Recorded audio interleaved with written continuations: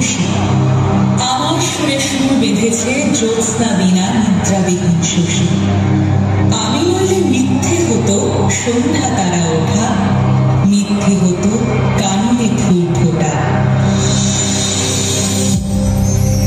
রবীন্দ্র সৃষ্ট নবজাগরণের নারী চরিত্ররা কেবল মমতাময়ী নয়, তারা ব্যক্তিত্বের স্বাধীন চেতা, প্রগতিশীল।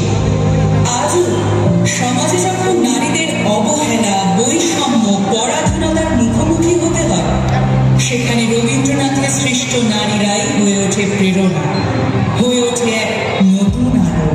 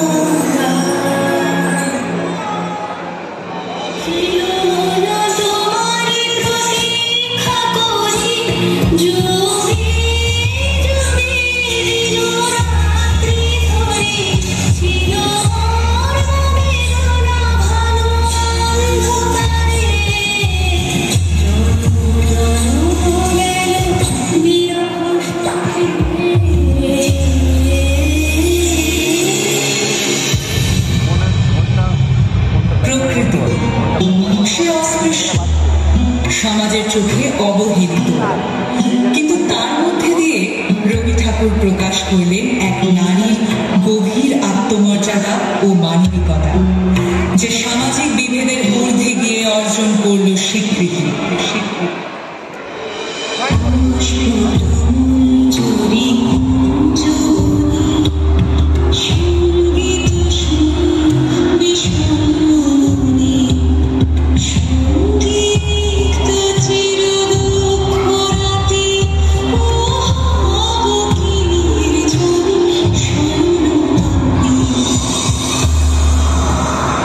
নারী কেবল রূপে আবদ্ধ নয়, বরং তার ব্যক্তিত্ব, সাহস ও শক্তির জন্য পরিচিত।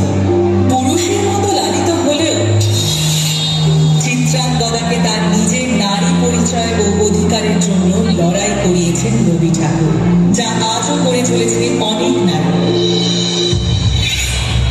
আমি চিত্রাঙ্গদা,